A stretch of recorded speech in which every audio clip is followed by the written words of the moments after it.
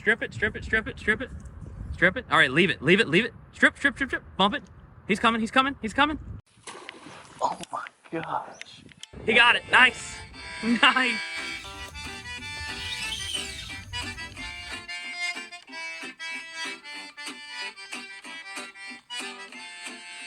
All right, y'all, welcome back to the Redfish Podcast with me, Shane, and Dave. And we just got another one we're starting. We kind of took a little time off. We've been kind of all over. I was in Disney for almost a week. Dave was out of town for a little bit. Shane's been fishing. We've all been fishing kind of random days, not really off the days that we've been able to get together.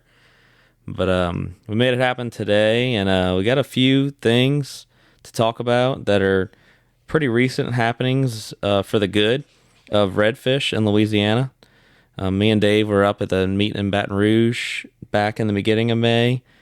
And like I told Dave, it was probably the first time I walked out of the meeting in a long time in a pretty good mood, thinking that we might actually get something done for redfish. So stay tuned for this episode. We got a bunch of cool things to talk about. Obviously, we got a bunch of conservation things to talk about.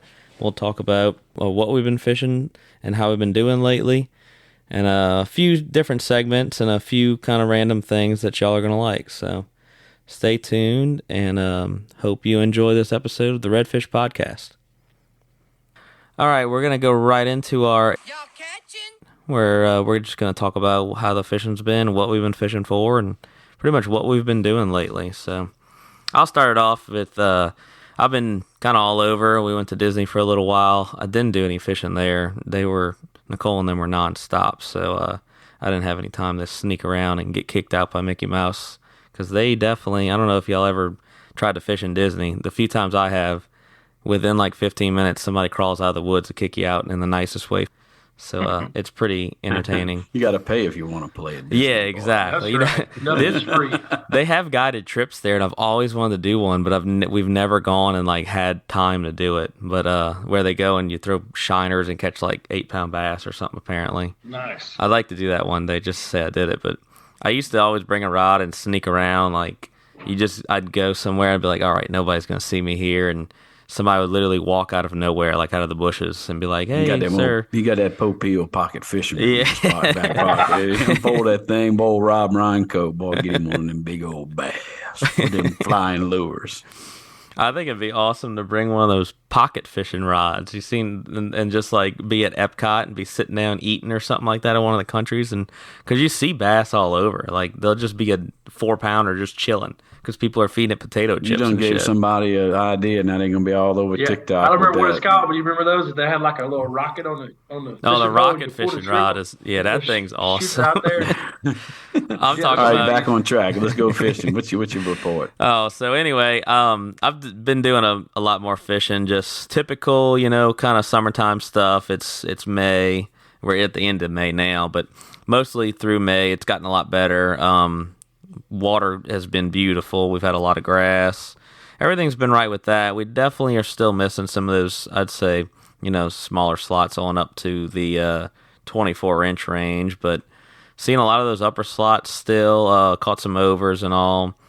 Pretty much any day that it's been calm, is sunny and low, it's been really good seeing a lot of fish. It's just the days that it's been cloudy and windy, and especially high water's been the killer, and I just think that's due to us not having the number of fish that we should.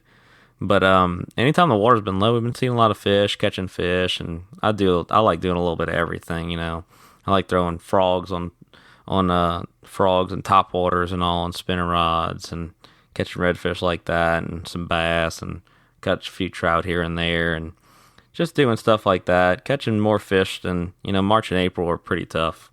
I'm sure anybody that's heard our first couple podcasts are like, damn, those guys probably just suck. But it was just kind of tough. The weather was really bad. It's obviously so weather dependent that time of year. But this time of year, the weather straightens out. It gets hot. Grass starts growing. Water gets clean. And slotfish have been kind of doing their thing. And, catching those smaller fish in that clean water has been really fun. And I know...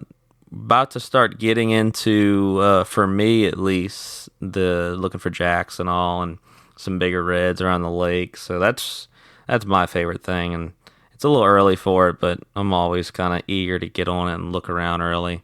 I know Dave starts doing his Moana thing, running to the end of time, looking for those bull reds on the outside, and Shane's in the bay boat, down in Venice, and starts catching those bull reds really good this time of year. So I'll get off of that, and that's pretty much been what I've been doing for redfish. And I'm always doing a little bit of bass fishing and trout fishing here and there too, and that's been fun. But we're gonna stick to redfish, and I'll let Dave and Shane kind of talk about what they've been doing lately in the fishing world. Yeah, the past few days I took off to drive up to see some family in Mississippi. I did get to introduce my son to a couple spots he used to bass fish when I was a kid. He's all fired up, so that was good. He had a good time, caught some bass. But before that, I guess the past couple of weeks, I fished, had some guys in for 5 or 6 days, and definitely kind of like what Ty said, the grass starts growing, water's cleaning up, but we had super high water, so it was a little challenging, a little tough. Kind of the same deal. It's we saw some fish, caught some fish. Didn't see a ton of fish, but in that conversation with some of the guys that's fished with me in the past, they were like, definitely can see that it doesn't seem like you see as many fish as you used to, and so glad those guys keep coming to support me and all that kind of stuff. But yeah, the fishing's been pretty decent. Catching a few reds along the way. Been mainly fishing over out of Hopedale, past a little bit Biloxi Marsh, getting cleaner water over there. So yeah, I've been doing that, and then popped over to Delacroix a little bit, and of course the tournament's going on, so you can see a lot of boats. So you kind of run the other way, but it is what it is. But all in all, fishing's pretty good, and saw a few triple tail way out, but kind of keep on the down low where we saw those, and not tell everybody about that. But not that it's a big secret. But yeah, it's all in all, fishing's been pretty good. It's like I said, good to take off and have a few days with the fam and get back to work. Don't be giving up Spike's spot now, Dave. Yeah, be mad at me. Old Spike come through them walls and beat your ass. Yeah, that's right. What you doing, what? Well, I guess it's my turn. I've been doing a little bit of everything. I mean, I'm still in the little boat, doing the same thing on this side, on the west side. I hadn't been going east because we can't really go east from down in Plaquemines right now, just because we don't have a ferry to get across. But so I've been staying on the west side when I've been doing my fishing in the little boat and catching a few fish. But just like the other guy said, I mean, this time of year, you're in the grass, and when it's windy and cloudy, all those fish got to do is go down, and it's just hard to it's just hard to see them. It's hard to catch them. I had guys saying, "Oh, man, I don't get it. I said, well, said it's different. I said, you think about when you're down here in the fall and winter, well, there's no grass. You're not fishing in the grass, so if the fish are just sitting on the bottom, you still see them, right? Well, when it's grassy, if those fish, all they got to do is get down in that stuff, and you're not going to catch them. But on the nice days when it's that blowing hard, we've been catching a few fish on the fly in the grass. The bay boat thing, I've been doing a little bit of this, a little bit of that. Got in a few schools of bull reds, but it's just not that time yet. I do a lot of summertime bull red fishing, and it's still a little early for the consistency of being able to find those fish. I mean, I got into them pretty good one day, and then the next day they were gone. So that's what I've been also doing a little bit of, smaller reds and trout fishing. But, it's kind of on schedule to be a good summer fishery. As long as we just keep good weather, don't get a lot of, get any kind of tropical stuff, we should be right on schedule for summer fishing, and we'll do that all the way into the fall. And that's about it. You been seeing any jacks down there? Not really, Ty. We saw, I saw a couple, mixed in, the bait that we were fishing those bulls in. But as far as seeing any big wads, no, I have not. Like I said, even those redfish, I mean, we got on them real good one day, well, maybe 2 days. And then they just, a little wind shift, a little change in tide, and they were gone. It's like they just disappeared. It's still early for that stuff. It is. I mean, and the bait shows up, but when the bait really shows up real thick, that's when, you see the big wads. And I mean, I always tell people, we all do a lot, we're real busy in the fall doing the fly fishing, but we have a lot of opportunities in the summer too. It's just, I think what it is, people don't know about it. But if you like to get out and hunt for fish and cover ground and maybe catch who knows what, summertime's not a bad time to be here. Oh, summertime's awesome. I always tell people summer's one of my favorites, and especially with us three. Like I'm just thinking about it. I mean, that's like three completely different things that probably nobody even really does much of. Like, so I spent a lot of my summer, July, August, and September, the past couple years up around the lake and Lake Bourne, areas kind of north of where people normally fish, and mostly focused on the jacks and all. And I love the jacks, and we'll catch redfish, slotfish, bull reds mixed in, but mostly focused on the jacks and slotfish, and we'll see some sheephead. And I know Dave likes to run way outside of like on the edges of the Biloxi Marsh and all, and find groups of bull reds and jacks like that. And then you go at Shane down in Venice, and he'll run around the bay boat, and you can really see some incredible stuff doing that. So it's a really cool thing. You get to run around and see different things and do some cool stuff. And I know Shane really likes that like July August time frame for those schools of bull reds and the bay boat, huh?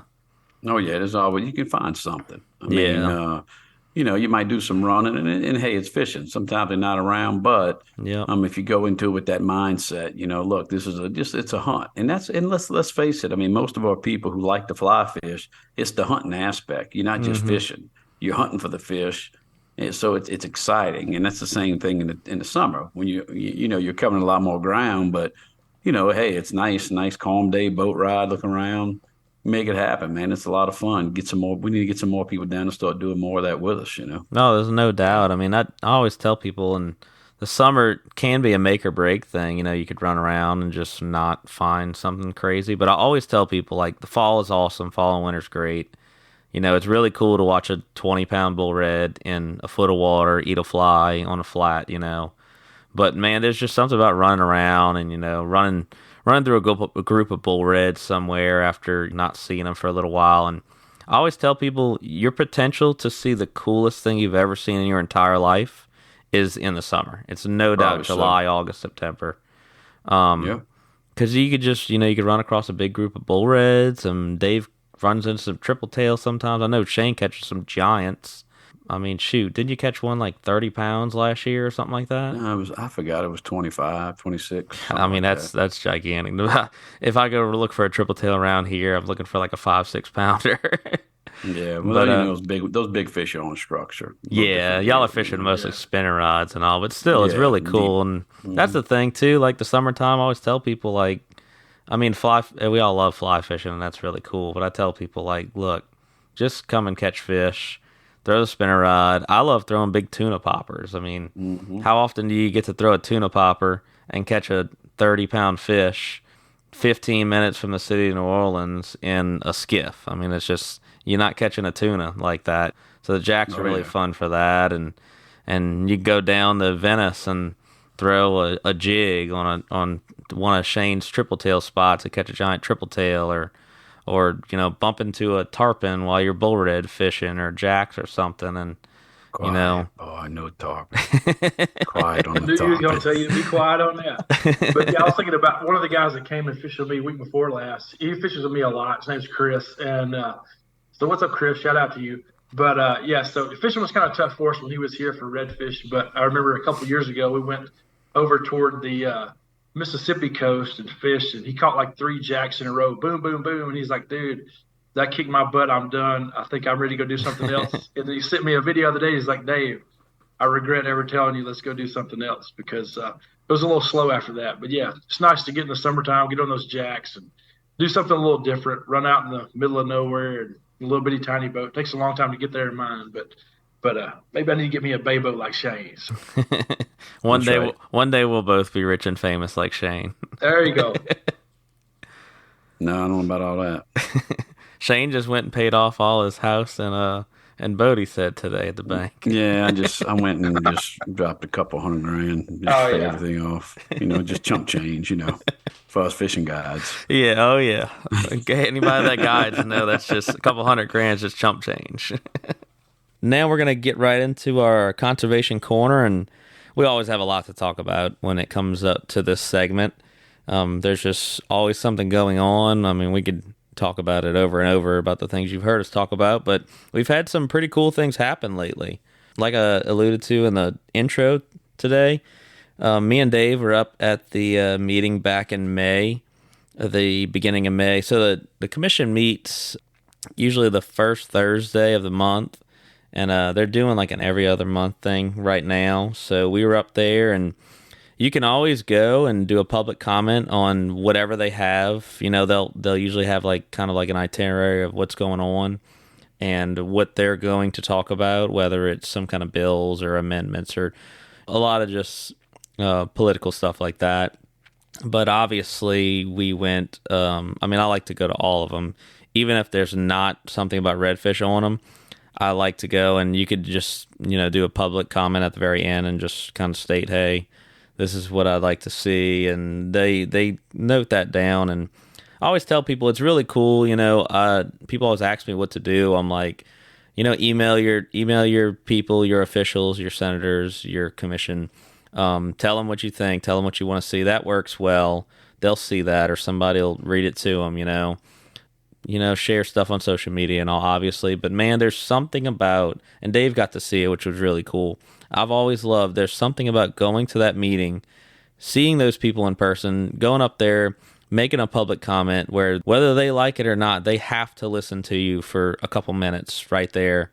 And I don't know, there's just something super valuable about that I feel like I wish more people would come and do. And, I always tell people, and they're like, all the time, they're like, "Oh man, I appreciate you stepping up and doing something," and or send me messages on Instagram or Facebook. I appreciate it. I'm like, I try not to be mean about it, but I want to call people out and be like, "Hey, that's cool and all. I don't need pats on the back. I don't really care, that my name is behind it. I just want something done."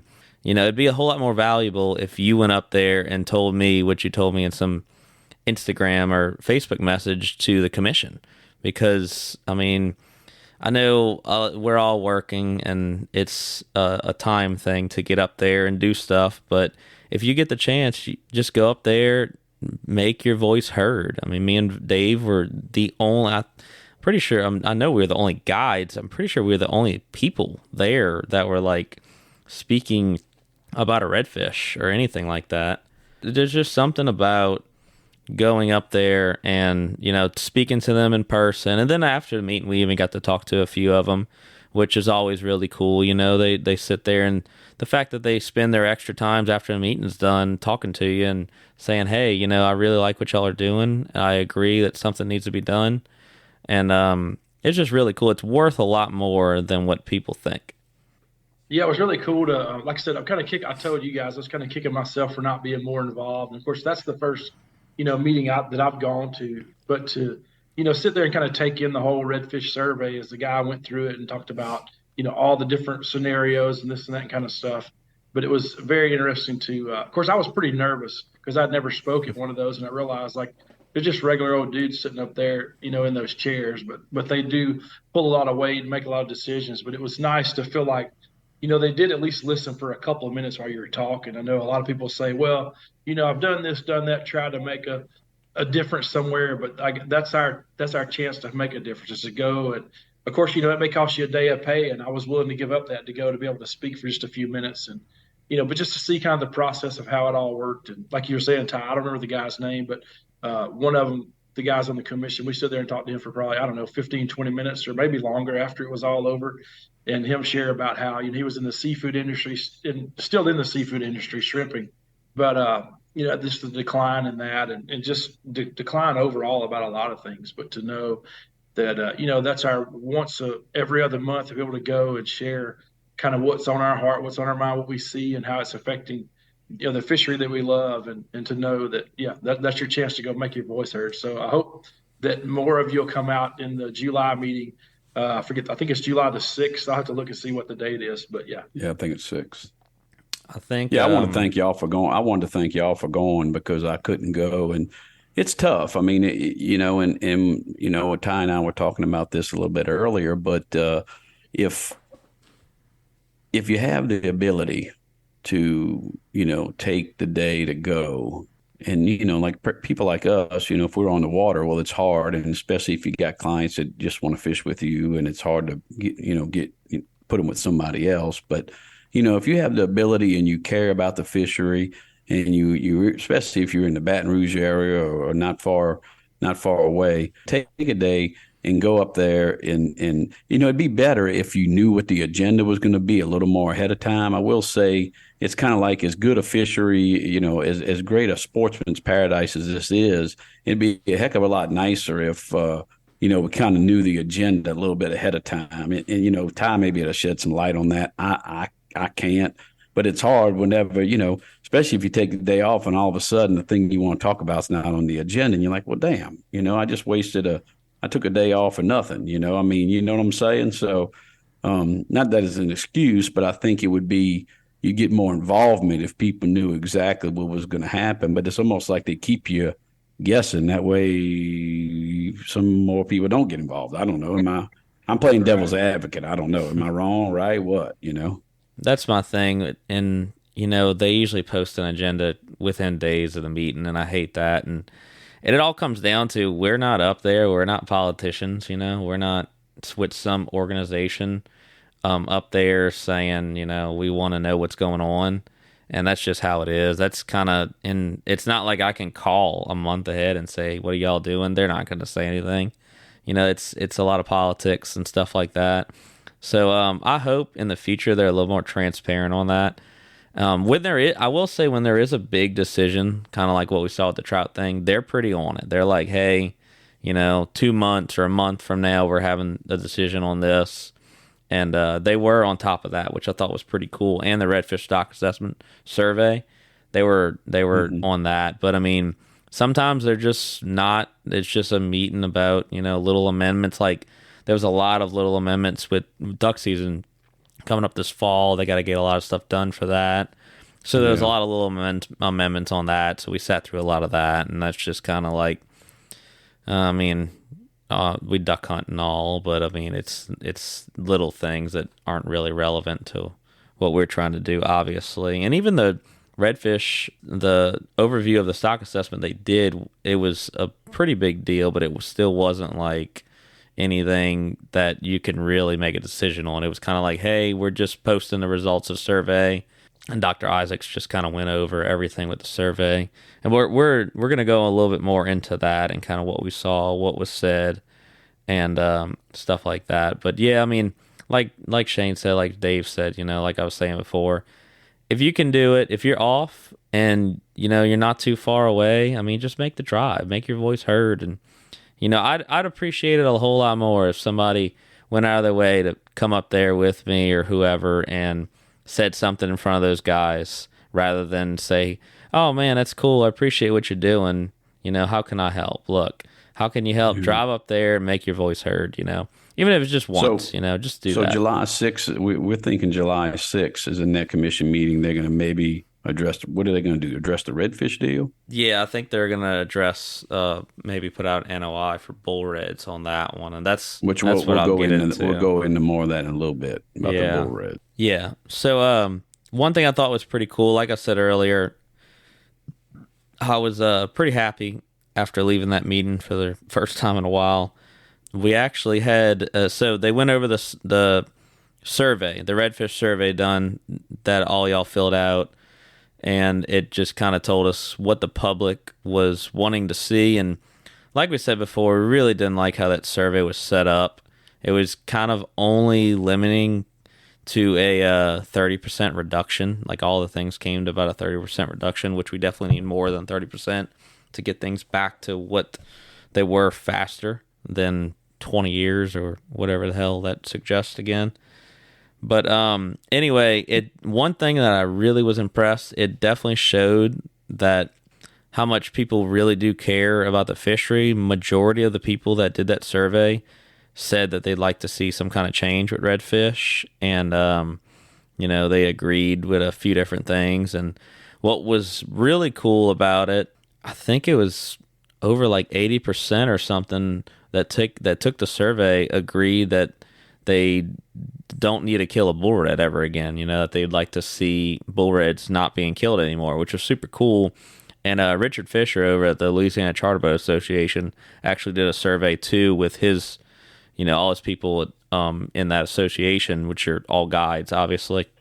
And I think he had somewhere over 3/4 or close to 80% as well of guides that agree that, we shouldn't kill bull reds anymore, which kind of made the commission, they heard a lot of things. It was a lot for them. That was the second time they've heard it. First time for us. Dr. Isaacs did a good job explaining it. They kind of favor a few different things on it, which I wish they would really do that and just kind of give you a broad idea of what was going on with it. But the commission hinted at saying, a couple of them were like, why don't, if it seems like everybody's in favor of not keeping bull reds anymore, why don't we just go ahead and do something about that pretty quick? And which that was really cool, and they can definitely make that happen very quickly.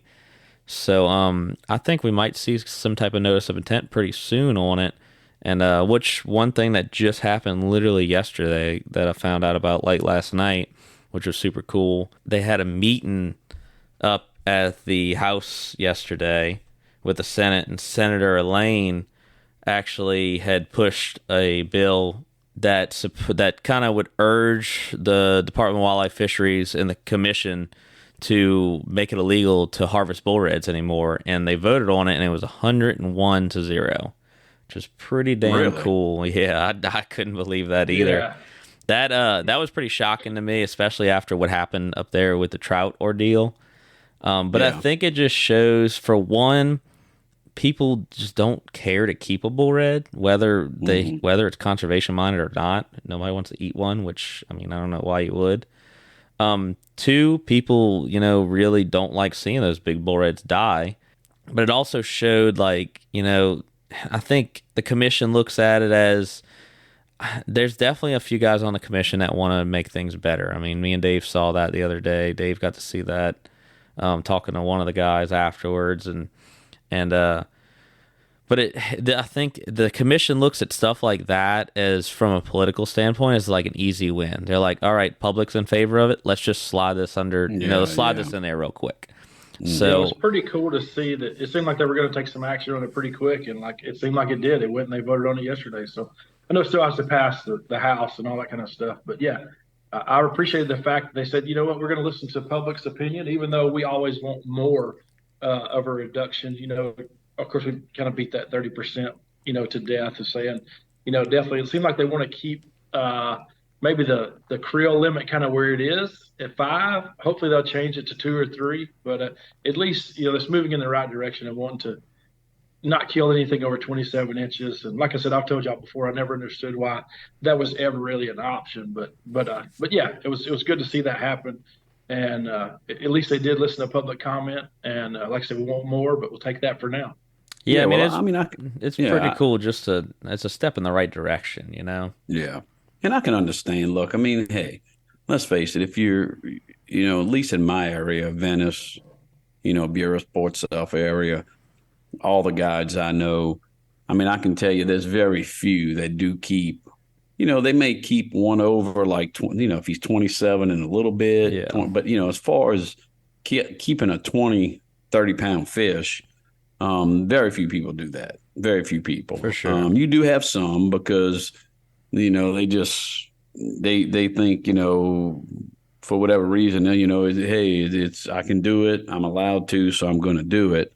But most people don't keep that big fish because number one, the meat. I've never cleaned any that big. But even when you get up to that 30-inch or a little bit bigger, sometimes, man, the meat's just, you don't get as much meat as you think off of them. And that's your breeders. That's your future. So I will applaud it. I think it's good. It's been a long time coming that they need to do that. And like I see, some people say, oh, I want to keep on the mount. Well, you know what? Nowadays with the replicas, you can take length and girth measurements and you can get a replica done, and the replica looks better than and lasts longer than, taking a fish and getting a live mount. So I'm glad they did it. I'd still like to see, and I know that's going to be one of the things they're going to look at when they do make recommendations on the redfish, as far as the new change, if they're going to have any changes with the creel or the size or whatever. But I am glad at least looks like they're making a quick move to take that bull red out of it. And, hey, look, if you got to feed your family, and that's the boat. I get it. But I mean, let's face it, most of the people that are catching those, it's not that, because you got to be out along the Gulf for the most part or somewhere. You're not fishing off the bank, unless you're like waiting on the beaches of Grand Isle. But I think getting rid of the bull red is definitely a good step in the right direction, just like y'all do. Oh, for sure. I mean, it's like we said, it's a step in the right direction. A first step of, it's not the end goal. Obviously, it's the first step of many. Like I was telling people, we still need to regulate the creel limits and do a few things like that. And there's a lot of other outside sources too that we'd like to see happen. But this, like I've said many times before in previous podcasts, and like I always tell people, this is the knob we can turn. So why not turn it? Why not take any step towards a better fishery that we can? I mean, at the end of the day, if we're just sitting here pushing things down the line, not taking any kind of step forward, we just keep taking 2 or 3, 4 steps back, And it all comes down to redfish need a break, and this will definitely help our bull reds. And like we said before, I think the public's in favor of it just because nobody really eats them, and it's not going to make things better overnight, but it's definitely not going to make anything worse by us stopping killing bull reds, which is super cool. So, but yeah, we just had with my boys' school, Holy Cross, we just had a rodeo right before the holiday weekend, and that was one of the things I said, hey guys, this has come out in the news. It seemed like the public's in favor of doing away with killing fish over 27. So in this rodeo, like, let's just go ahead and adopt that and make that rule and don't kill any of those big fish. So I was glad to see that happen. What was the reception on that, Dave? I mean, with the guys you were talking with? Yeah, I think some of them were okay with it. Some of them were like, it's my right. I was like, you're definitely within your right to keep that fish if you want to. But there was a couple of guys actually had a boat with a little bigger live well on it, so they came rolling up right at the end of the rodeo to weigh in. He came weighed in a fish that was like 12, 13 pounds. I forget what it was. It was not a huge fish, but it was definitely over 30-inch fish, and he had it in his. I thought it was dead when he brought it up there. He had it in net. I was like, oh man, he's gonna kill this freaking fish. But he's like, no, dude, I just caught this fish like 15 minutes ago, threw it in the live well, and rolled in, weigh it in. He said, I want to get this thing weighed and get it back in the water. So it was really cool. He figured out on technicality how he's going to win that thing. He's like, well, exactly look, ain't nobody going to kill a big one. I'm going to keep one alive. Exactly. That's right. So it was good. And like some of the kids that were there, saw that. It was like, oh man, that thing's still alive. He like literally took it right over to the dock and just, revived it right there. And it took right off, swim off, So it was really cool. But that's good. That's good. You see somebody else good. Get a chance to catch that fish, man. Yeah, for sure. Right? That's what I always tell people, a podcast on the way home, and John West was on. It was actually the ASGA. Oh, yeah. He was on there for just a minute. He said, yeah, and I know it's pretty obvious, but it's kind of his tagline was, yeah, you can only kill a fish one time. Yeah, you're right about that. That's right. They're definitely. I always tell people they're more valuable alive than dead.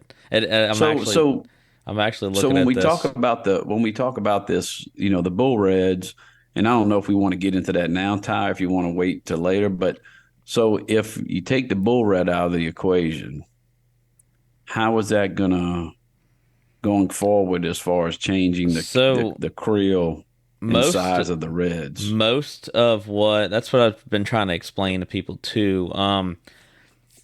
When they went over the survey and the survey itself, most of what the walleye fisheries use as far as their measures and their suggestions on there of changing the creel limit, majority of all of them didn't include killing a bull red in general. So that was already like, they had already took that initiative and said, we are pretty sure that the public doesn't mind not killing a bull red anymore. So most of our suggestions, most of their suggestions did not include killing a bull red anyway.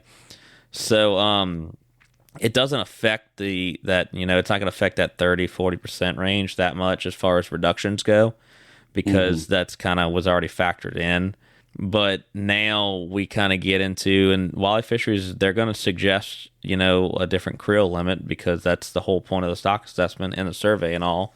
A lot of what we saw that I thought was pretty different, I kind of thought people would rather keep like 2 bigger slots or so. Like, I really thought we'd see more of people wanting to keep that upper slot, but it was definitely a lot more people, and I guess it's just from eating fish. It's a lot more people that they'd rather keep a little smaller slot. So a lot of the more favored creel limits included like 18 to 22 to 24-inch fish. I think one of them was like 18 to 22, which is very tight, but it was like 5 fish, which that was pretty popular among one half, because it was kind of like a half and half survey. It's like half people did it online, half people did it over the phone, and obviously a lot of people that did it online are your people that are going to really care about the fishery and well involved and doing stuff like that. So that's why they really weighted that online stuff pretty heavily, which was super cool. And I'm glad Walleye Fisheries took the note to do that. I mean, it's so much work that they did. I mean, that's, people don't realize it. It's not like there's not like 100 scientists up there, just crunching numbers all day. This is like 3 guys, if that. There's a couple guys like Chris Sheepley and Dr. Jack Isaacs and all them, and a few people that work with them. And there's not 30 of them staring at computers. There's not one. It's not like how they count salmon out west, where there's 25 guys at different points of a river and they just sit there with a clicker. This is all a lot of computer models. It's a lot of work that went into this. That's what I hate when people talk shit about biologists and all, when I'm like, look, they don't make the rules. They're sitting there doing the hard work, getting their teeth kicked in when they suggest something and get shot down. I mean, that's just the simple truth of the matter. And that's a reason why we're kind of doing with this podcast, is because we got tired of, you go and you look at the science and these people who, this is what they do. I mean, they, just like you said, these guys are doing this every day. And then, they're saying, look, they're not pro nor con either way. They're doing their job and presenting the data, right? Just and then the facts, they're giving the facts. And then all of a sudden he gets into the politicians' hands. And boom, it gets slapped back in their face like, oh, you don't know what the hell you're talking about. I'm like, wait, what are you? And who are you? I mean, as a politician, I'm not saying, look, don't get me wrong. I'm not saying some of these guys don't fish or they're not. Maybe some of them are biologists. I don't know. But I'd have to think the guys that are working for the LDWF that do this day in and day out probably know a little bit more when they're talking about the fishery than these guys who are the political end of it. And it makes me mad because I've been here, I'm 51 years old and I've seen it. As great a sportsman's paradise as we have, as great as I've always heard that our wildlife and fishery department is, yet our politics always get in the way of managing the fishery, the wildlife and the fish as they should be, So it's like, hey, man, these guys are just doing their job, presenting the facts. And then, we're relying on politicians to make the decisions. And then, we need to get more voice out there as anglers and say, look, this ain't the old school fill every ice chest you can up in Louisiana. And then because we've lost habitat, our fishery isn't what it used to be. So we need to start making adjustments to our management practices. And the way to do that, to make these people listen, is you need more people to get vocal and get involved, right? Oh yeah, for sure. I mean, that's that's the thing, and it can, how some other states do it. We always talk about how Florida does such a good job with their biologists and all, and it's a whole different system. Like Louisiana does it in such a kind of a weird way. Like we were talking about, the biologists do all this work, and they come up with the facts based on the science that they do, and they just are kind of like, hey, this is what all this 1,500 hours of work we did says. But it's honestly just a suggestion to a group of guys that have zero background in biology. They're not, there's a group of guys that are just politicians. They're just up there to make decisions based on the science. And that's kind of, maybe that can change one day. And I don't know what even goes behind changing something like that, but maybe we can get, more biologists a seat at the table to where they actually have more say-so and do things.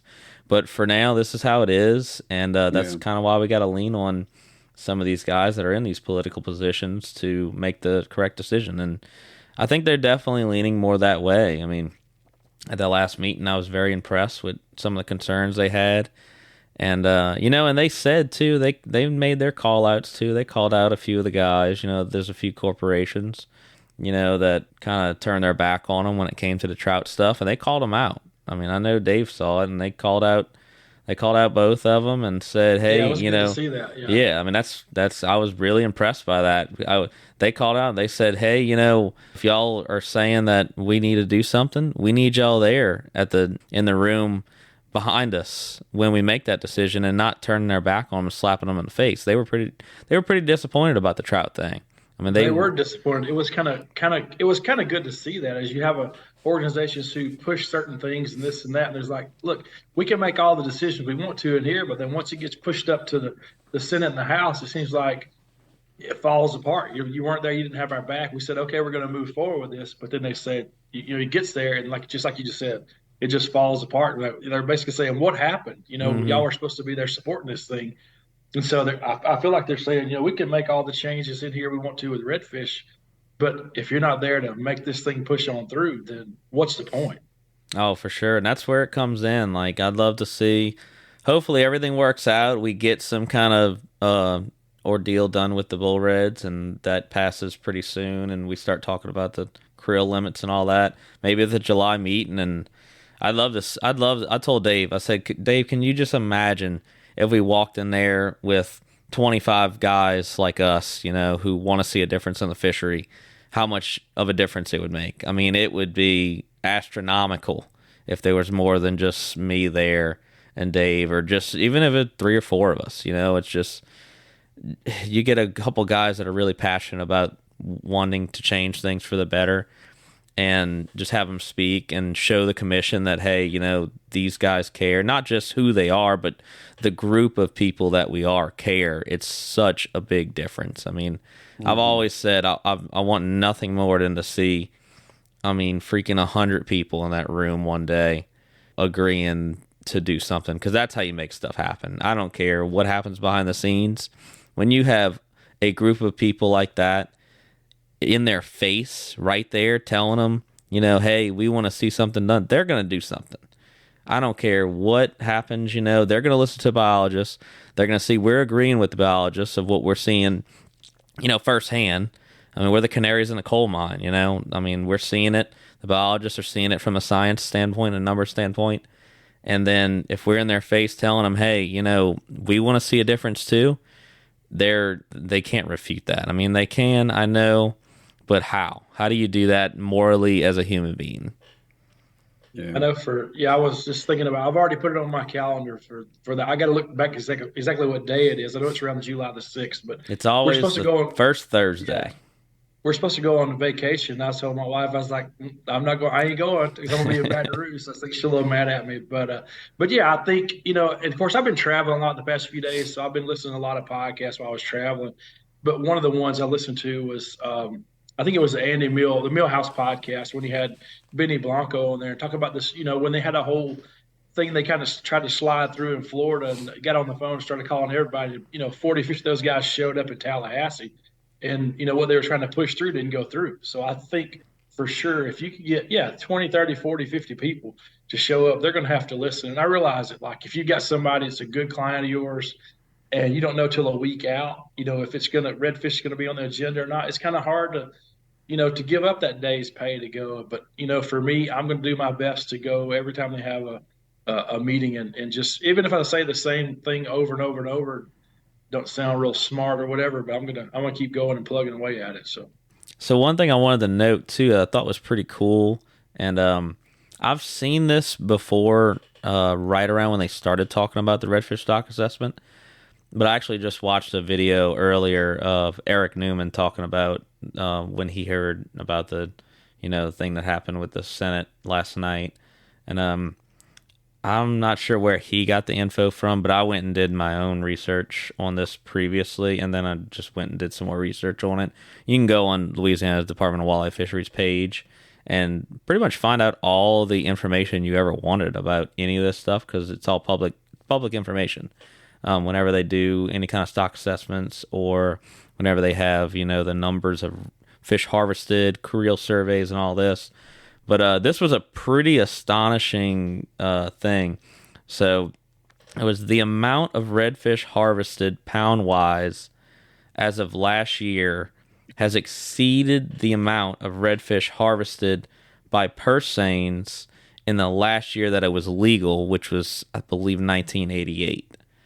So that's pretty much saying, that we as recreational fishing, because guides are thrown into that recreational fisherman group too, we have killed just as many or more redfish in the past year than they killed in the Paul Perdone year when they, So when purse seines were legal, in other words, in the biggest year they had on purse seining, as far as poundage goes, they're saying now that us as recreational anglers, and what all's thrown into that recreational. So that's recreational. So that's just guides and recreational fishermen. I don't think that's including the. I'm pretty sure it's not including the few commercial licenses. I mean, what is there? 3-4 commercial licenses for redfish in the state? And I don't think that that's even relevant. But I'll double check that next time. But yeah, it's pretty much saying, you can go look it up if you want to figure out where I got the information from.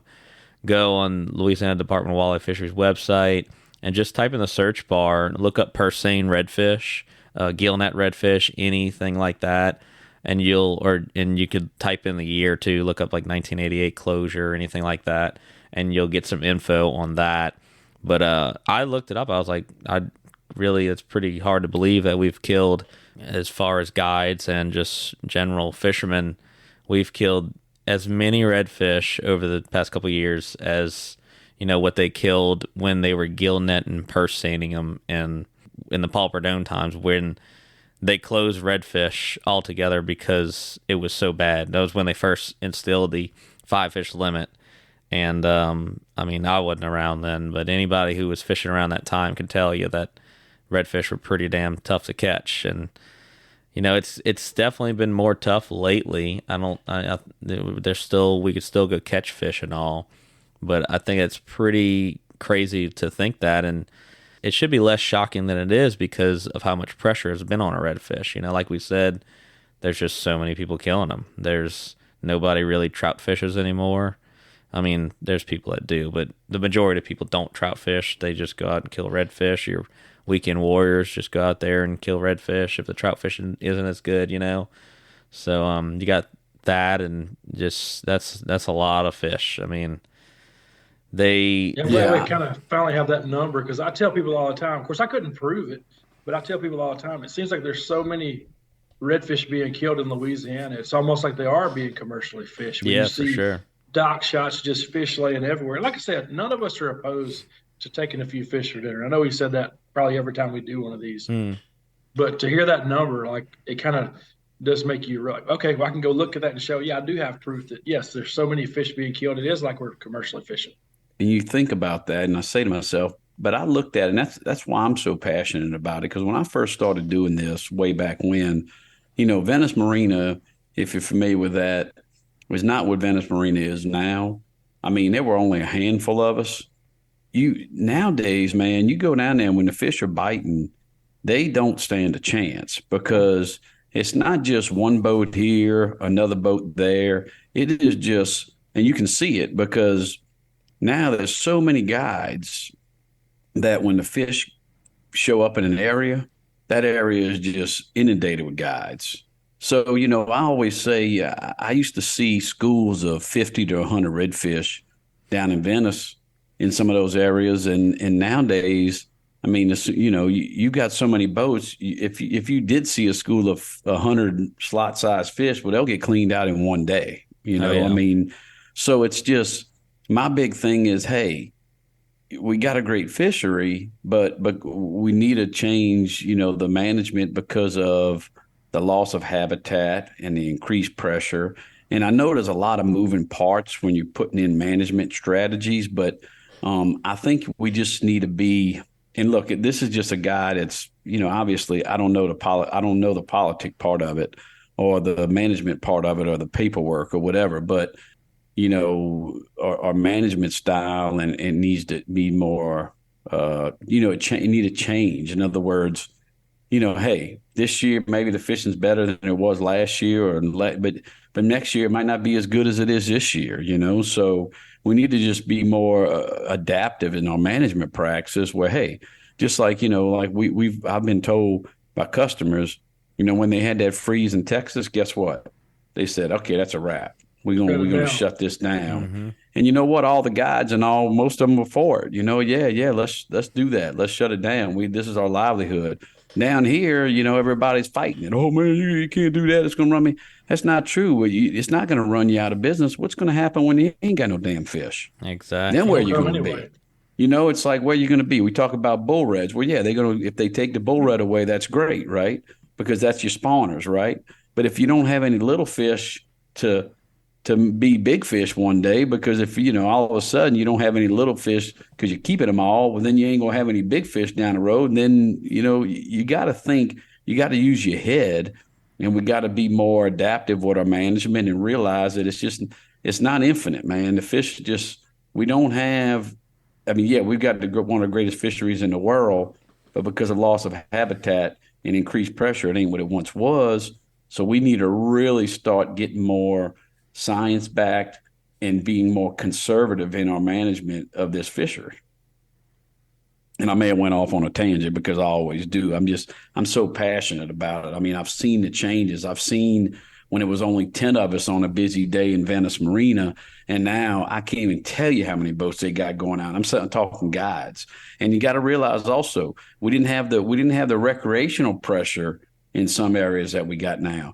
I mean, let me tell you something. Back when I was first starting this, you didn't see all the boats you see down in Venice now. Now everybody's got $150,000, $100,000+ bay boat running around with all the best electronics, with all the information off of social media, the fish it's not as hard as it used to be to find out what a fish are biting.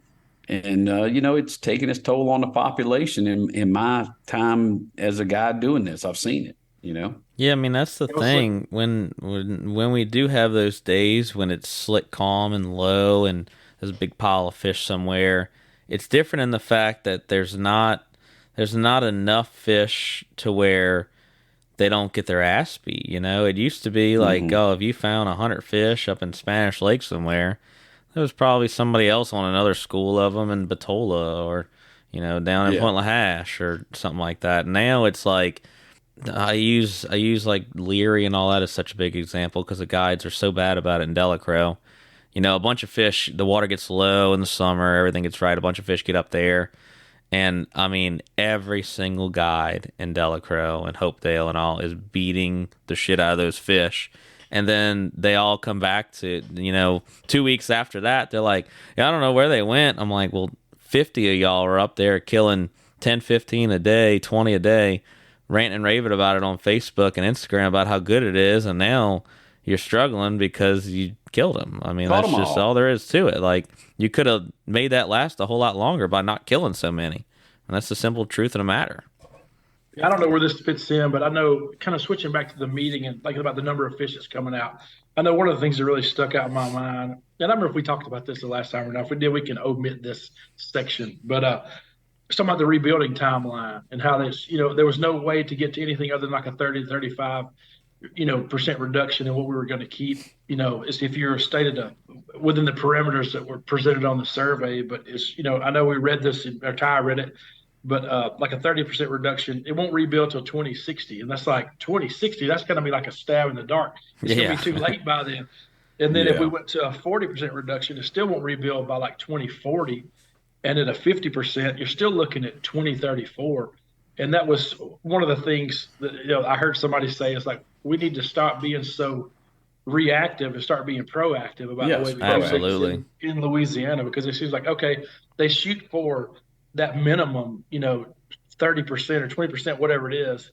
And instead of the target being like 40-something%, they'll shoot like, okay, it's like once the mindset is like, once we get to even kind of close to that 20-30% where we the minimum, then we like start back killing more fish. And I was like, why don't you be more, proactive and not so reactive? And because I know with the river going down this past year, it's probably going to be a decent spawn, and people are going to say, oh, I'm seeing more redfish, and let's just keep killing them. And so that's what I'm concerned about. So you're spot on when it comes to that. I mean, there's no doubt about it. And one thing that had me thinking, I always like write down quotes and see quotes from other people about stuff, especially conservation-minded stuff, just because it's interesting to me. And I don't know, I'll make something with it or whatever one day. But I saw actually Richard Smith post something on Instagram. I think it was this morning. I loved it. And I remember watching a video, I think, of Lefty Kreh saying this on video. But I think it was an interviewer. I don't know when or where it was, but I'm just reading the quote. The interviewer asks Lefty, they asked, why do you release fish? And he replied, you don't burn your golf balls at the end of the day, do you? I mean, yeah, that's right. You think about stuff like good. that, it's like common sense. Like, oh yeah, don't just let's just we're just killing our business at that point. So I'll try and find more stuff like that and do something like that every time because that's pretty funny. Yeah, that's your business partner. These fish are our business partners if you're a guide. So that's kind of I guess that's what gets me crazy when you get all these guides coming out against conservation. The guides that want to put the 25 trout a man on the deck and limit a redfish and, lay them out on the deck and poke their chests out, like, yeah, good. You had a good day. But I mean, that's your business partner. And so what happens, if you continue to lose habitat in the fishery, the biologists are telling us the fishery's in trouble. Yeah, we had a good year this year because the river was low and the fish moved to the river. And then when the river bumped up, they came right back on the outside. So they were ganged up. But what happens down the road, when you don't have that? I mean, to me, it gets me mad because I'm thinking, wait, something wrong here. I'm even saying, I even say, hey, you know what? They need to make the license for people that want to keep all that fish way more expensive. Because I've got people coming. I got people coming that don't keep anything. Well, why should they only pay if you do a charter license? It's $20 now. I think it was what they went up to. So why should my guys who are keeping nothing pay $20 to fish when the guy that's going home with, all this meat's only paying $20? I'd say it should be, tit for tat. In other words, we're known for fishing. Ain't nobody coming down to Louisiana, South Louisiana to go deer hunting. No, they're coming down here for our fish.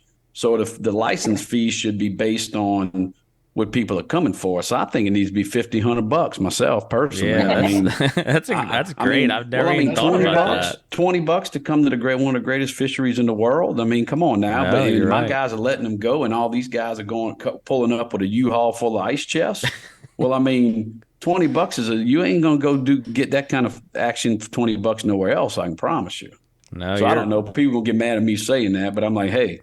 It is what it is. You got to pay to play, and I think they should be paying more to keep all those fish. No, personally. You're spot on. That's one of the best things I've never even thought about that too. And you're right. I mean, our guys are throwing fish back, and you got guys that are coming and just killing and freezer burning fish. I'm like, they should have to pay a lot more for that. I also say for all the guides that want to come out against conservation because they want to be the meat hogs, that's fine. But when it does hit the fan and the biologists say, now we got no choice, well, guess what? Your guide license gets jerked. You don't get to fish no more. Right. Okay, because you were against conservation. You wanted to be laying fish out on the deck, showing all. Well, guess what? When it comes down to where when the biologists say, "Look, we really are," now it's like we're at the point of no return. Well, guess what? We need to cut back on the guides. Well, the first ones to go are the meat hogs that you already got your share. You already caught yours, right? So, and they get mad at me all I want, but that's the truth. I mean, hey, you done got your share. So maybe now we're going to. Yeah, maybe we need to weigh them at the end of the day, and you have to pay per pound how much. Come up with a price. I think it's worth per fish, and you weigh in like 30 pounds of fish. Well, it's going to cost you $1,500. Hey, it ain't got to be crazy. I'm just saying, why should my guys, why should our guys that come and catch and release pay the same as somebody who's pulling up with a U-Haul full of go and have a church fish fry? I agree. No, I told, I'm gonna leave with this line. I told Dave, I said, if I had a nickel for every time somebody said they were gonna have a church fish fry, it'd be Joel Osteen. Oh, you're right about that. Man. But no, I think it'd be so funny. Like, could you imagine? Y'all know all the pictures you see of the freaking scale at Venice Marina with the fish on the scale. How funny would that be if the clients had to pay per pound of fish they caught? Well, they're going to get people mad, but guess what? The truth hurts. I mean, come on, man. It is what it is. But anyway. Hey, Chick, what they buy now? Hey, Rob, what they buy now? Hey, Joe, what they buy now? All right, y'all. In this segment of What They Biting On, I'm going to talk about one of my favorite things to do in the summer, which probably make a lot of fly fishermen mad, but as y'all can see, we're not really conventional fly fishermen as like elsewhere in the world. We just like to catch fish. That's all that comes down to it. And fly fishing's what we do a lot, but this is one thing that I really love to do. And I don't care who you are or what you do or what fish you caught on a fly. When you see a redfish chasing something on the top of the water, it's like nothing else. And one of my favorite things to throw this time of year, due to a lot of the grass we have, and just it's so cool to watch a fish blow up, is a soft body frog. Like as if you were throwing a spro frog or something like that in a pond for bass. I use those a lot. As far as brands go, I mean, whatever the hell you want. And at the end of the day, a soft body frog that's built for bass is not made for redfish. So even a 6-pound redfish is going to bend the hell out of the hooks eventually.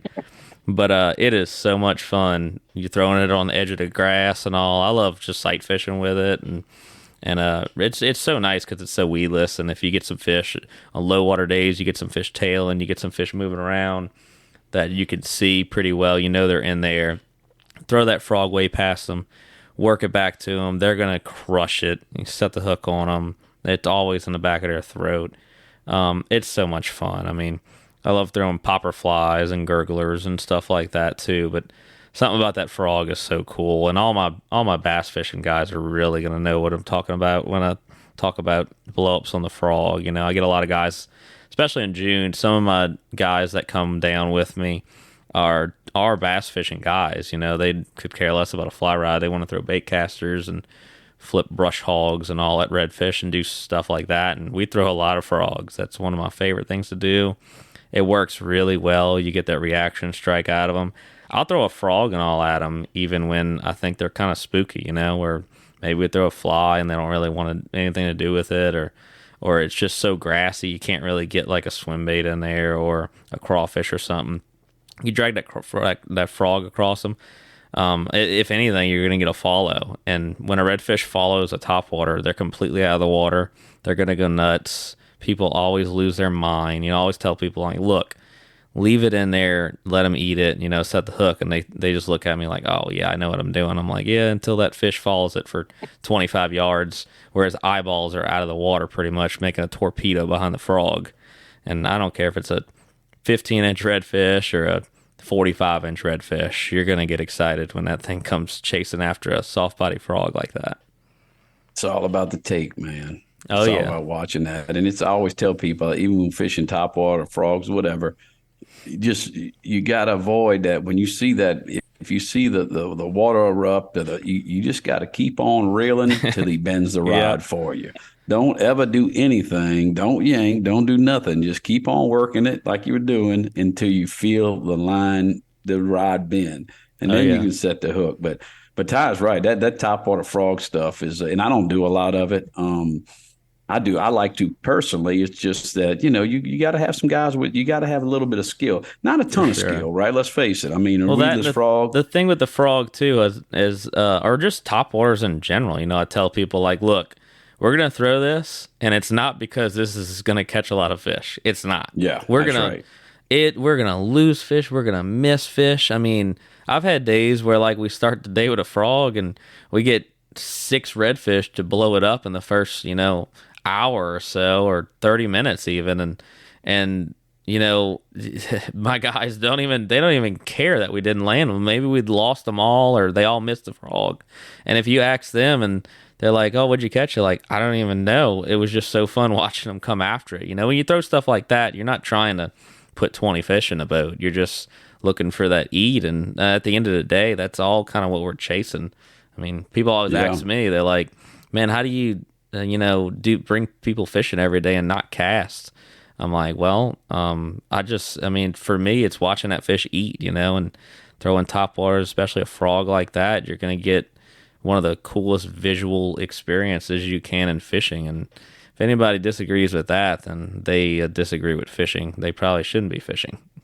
Yeah, I tell people all the time, like, if I'm fishing myself, it's all about the eat. If I can get that fish to eat the fly or eat the popper or whatever I'm throwing, as far as I care, for me at that point he can come off. I don't care if I land him or not. It's all about seeing that, chasing up there, eat it, and seeing them just like you're hunting, man. Well, it's funny because I've been doing this, a long time, and I still, people always say, "Do you fish on your days off?" Now I know you all do. I don't, right? I mean, I tell people I like taking people fishing way more than I like to fish, and the reason being is just what y'all said. It's like I see the whole thing, especially when if you're doing like that visual, like sight fishing or throwing a frog or a fly rod, well, you as a guide, you're telling them what to do when it's happening, and you're getting to watch it. It's like being it's like watching a fishing show, but you're right there you're in it, you're doing it, right? And it's like, I say, man, look, I just enjoy watching people catch fish. And when you got some kind of topwater bite, no matter what it is, it makes it all that much better. And I think a lot more people that hadn't done it would understand it and probably enjoy it if they give it a chance. It's just, a lot of people get stuck in how many can I catch? How many can I catch? How many can I catch? But once they get that one fish to do something crazy, like come up flying out the water after, then they'll change their mind and say, well, man, I get it, But I'm with you, Ty. I mean, it's ain't nothing like fishing, something on the surface, man. And it's just the people, these fish, you just got to fish a little bit different because they ain't got that mouth like a bass does. You gotta make sure they got it before you do anything, Yeah, they're a little, we'll call it special when they come up after a topwater, because their mouth's on the bottom. They got to get out the water to eat it. Their eyes can't see once they come up, so they miss it a lot. I tell people all the time, the best way you could ever fish a topwater for redfish is as soon as you cast it, let it hit the water, and you work it, you close your eyes, and you don't set the hook until you feel the fish running. But then it kind of defeats the whole purpose of topwater fishing at that point. But that's kind of the best way to explain of how to set the hook on a redfish when he eats. It's like when we used to fish those scum frogs or bass. That's exactly what you have to do. Throw it out there, bump, bump, bump. And then when he comes up, eats it, I'm like, nope, you count to 3 before you set the hook. Yeah, exactly. All right, guys. Today's segment of the Baptist Barkeep is brought to you by Elijah Craig, Small Batch 1789. Father Tom, what'll it be? Bloody Mary and Elijah's back? You got it. Gave you the center of the stock, Father. Are we doing the bar Bible study today? Ooh, that might be a little too much.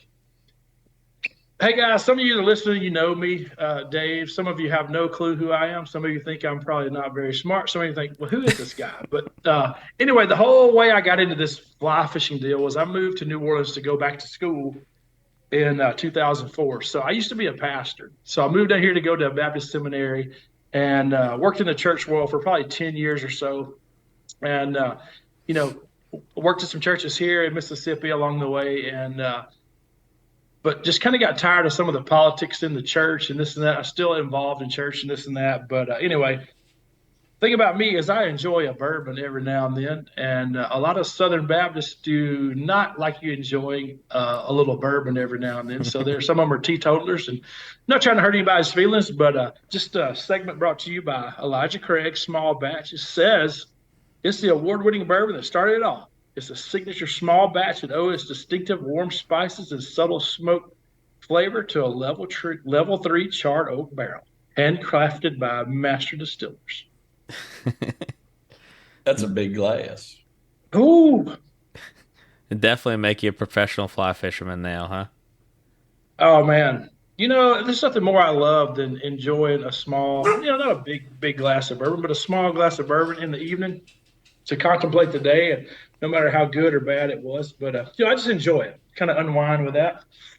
My wife may say I enjoy it a little too much sometimes, but we all have our own things that we enjoy. But, yeah, man, we were kind of talking and came up with the Baptist Barkeep. So we'll be doing some of these segments from time to time. But, yeah, check out Elijah Craig or whatever your favorite spirit is and unwind from the day of fishing with that. Yeah, and feel free to send some comments into Dave. See if he send him some stuff if you want him to I guess review is what he would call drinking the bourbon every afternoon.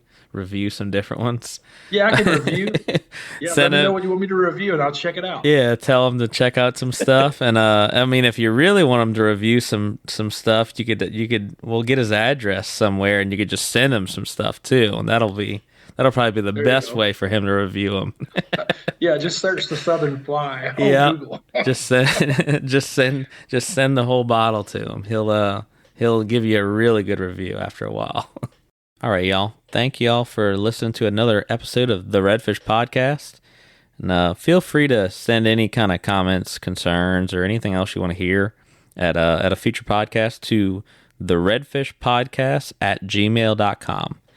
And anything you want to send to that. So I'll have the link posted in there for that. As always, let me know what you liked about this. Let me know if you have any questions about the stock assessment, obviously, or kind of how they went about that redfish survey too. Like I said, it was a lot. Just feel free to shoot me any kind of questions. And like I said before, get up there, make your voice heard. Do something for the fishery rather than, watching it fade away. Because when it comes down to it, that's the only thing that's going to happen. And yeah, thanks again for listening. Remember, use that hashtag, one for Louisiana. And, do one thing for us. Throw one fish back, pick up a piece of trash out of the marsh, help out somebody in need. Just try to do one thing every day to make this world a better place, because that's all we're trying to do here. And we'll see you at the next one. Thank you.